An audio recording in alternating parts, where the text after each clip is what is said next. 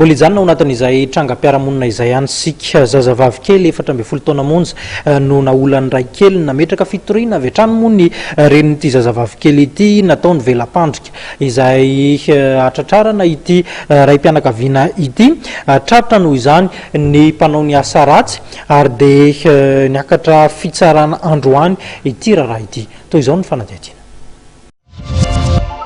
tonga nanatona ny polisy misahana ny fiarovana ny zaza tsy ampy-taona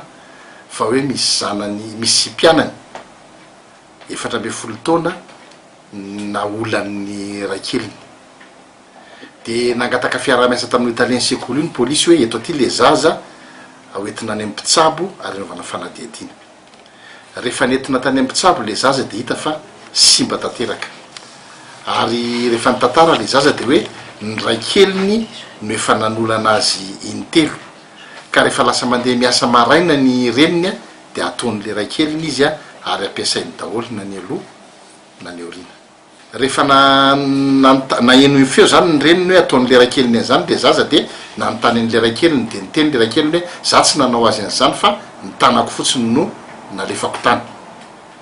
dia nandositra izy nala ny tokantrano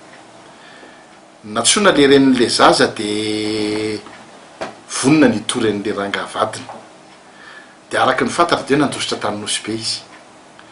io ranga io mpanao trano ary tena mahay dia natao mivelapanjika